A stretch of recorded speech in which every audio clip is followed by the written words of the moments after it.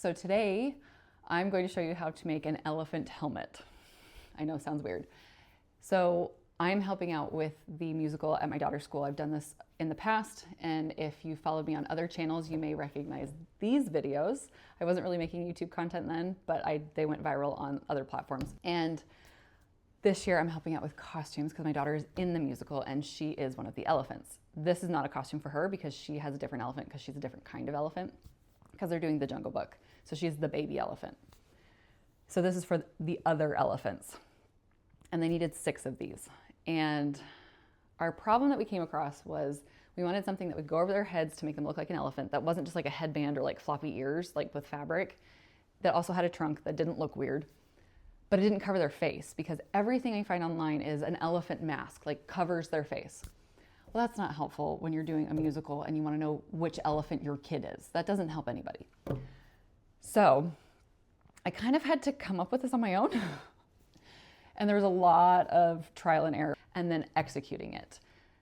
So I'm really excited to show you this because once I figured that out, I then started filming so you can see all the cool stuff and you don't have to see like the development of it. It just turned out so great. And now hopefully this will help someone else because when we looked online for stuff, everything was either like I said, either a mask that covered their face, terrible AI, or just like bad fabric pieces. And so I'm hoping that this is helpful for other people who may need to make some sort of elephant costume where the face is visible. So let's get started. I'm going to show you how to do it. So to start, I needed to make a trunk. So I outlined the shape that I wanted in cardboard and then cut that out. And then to actually get it to be 3D, I then took strips of cardboard and hot glued them to that original shape. I bent the ends of each piece of these strips of cardboard so that they then gave that 3D effect. I did this all the way down the trunk, varying them in size and in height as well to give as much texture and depth to each trunk. I made 6 trunks and I wanted each one of them to look different. And so while I was adding these pieces, I made sure that I left a few gaps so that I could fold each trunk into different shapes so that they each had a little bit of personality to them. And you'll see that more in a minute when I actually start putting the paper mache onto it. As I mentioned, I decided to paper mache these and I didn't use newspaper, I used paper towels. Paper towels are perfectly adequate. Paper towels are perfectly adequate when it comes to doing paper mache. It's not ideal because they do have some texture to them. However, when making these trunks, that texture was perfect because elephants have trunks that are textured. And so having that texture already on there because of the paper towels was awesome. And as many of you know, I have a wheat allergy. And so everything I eat is gluten-free. And I used gluten-free flour to do this instead of regular flour because I was the one working with it and I knew I was going to be inhaling it and I'd probably end up with some in my body in some way. And so while it was a little bit more on the expensive side to do it this way, it was in the best interest of my own personal health to use gluten-free flour to make the paste. Usually you do the paste with a 1-to-1 ratio. However, I found that was just not working because gluten-free flour tends to be denser than regular flour. So I did have to play with it a little bit until I got that right pancake mixture that I was looking for. I just ripped the paper towels into strips and I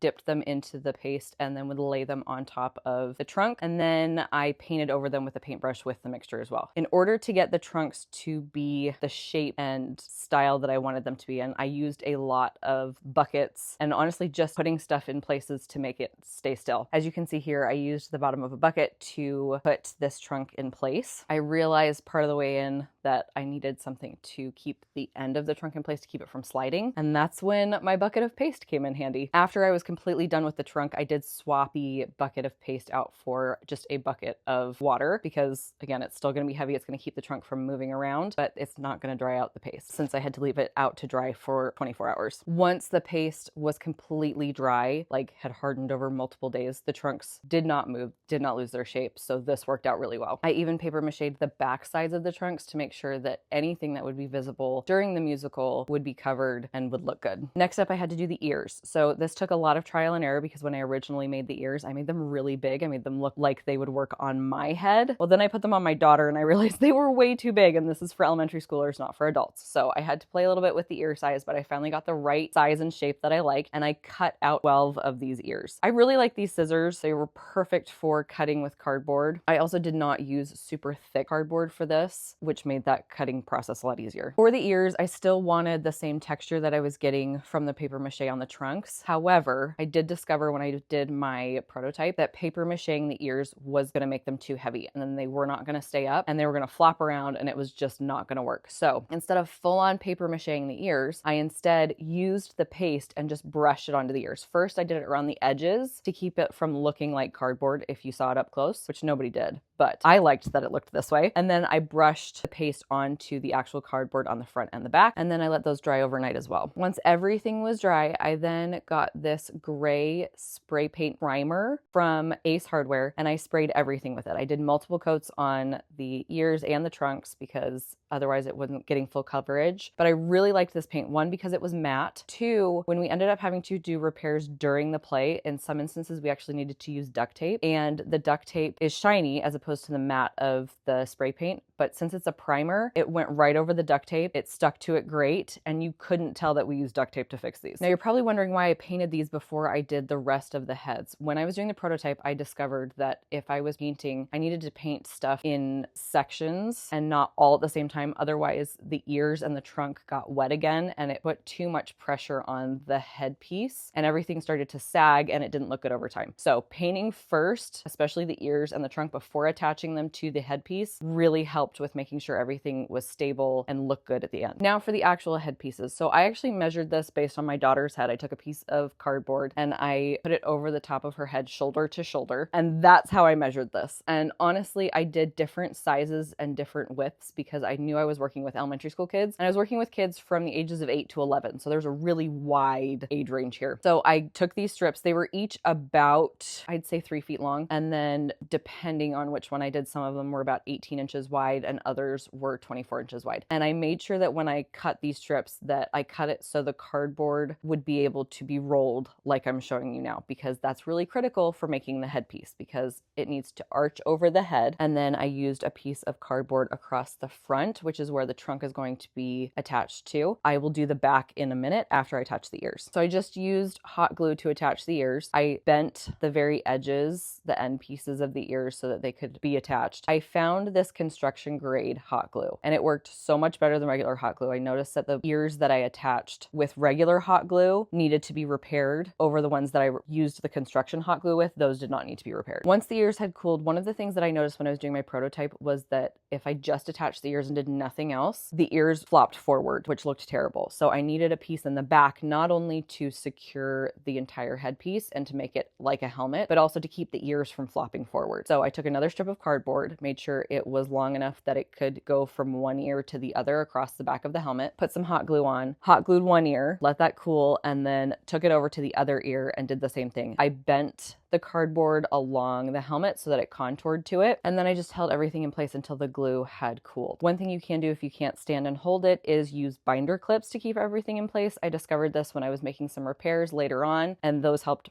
a lot. Once the ears were attached, I did go through and I decided which trunk would go with which helmet because each helmet was a different size and each trunk was a different size, and I wanted the trunks to be as close in size to each helmet. So I labeled all of them so you can see the numbers on the front of this helmet. There's a trunk that's also labeled number 2 on the back. Now, in order to get the same texture that I got on the ears and the trunk, I then took the paste and I just painted it all over this helmet. Again, doing this in steps so that I don't have sagging ears and tons of wet pieces of cardboard was critical, because otherwise if I'd done this all at once, it would have just been a giant mess. I did also put some of the paste at the seam where the ears met the helmet, and while I think it looked good, practically it did not work very well because it actually kind of ate at the glue and turned into a problem later when we were having issues with some of the glue staying on. So I would not suggest doing that. No one's going to notice that there's a seam there. Just leave it. Don't create the problem for yourself that I did. Once the paste was dry on the helmets, I then went in with the spray paint primer again and painted everything.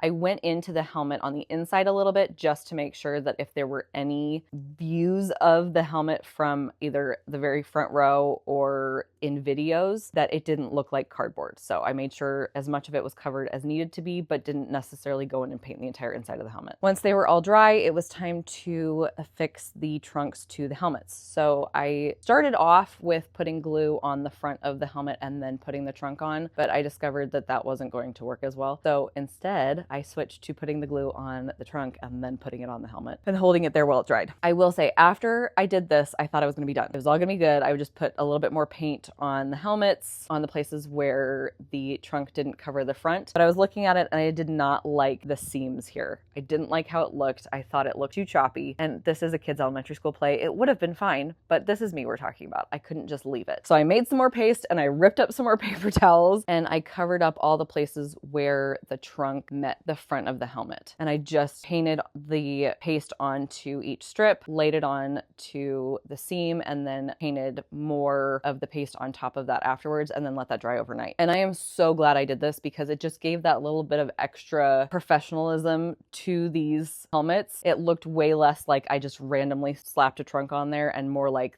these were intentionally put on there. They were part of the whole process. Once everything was dry, I then painted it with the primer again, so it looked all seamless. Again, looking at this, it looks way more seamless than when I just hot glued them on there. This is what they look like. Again, I made 6 of them, so they're all different. They all had different sizes. The shapes of the heads were different. The trunks were all different. This was such a fun project. I always love doing stuff for the musical at my daughter's school, and they were a huge hit. People absolutely loved them, so I was really happy about that.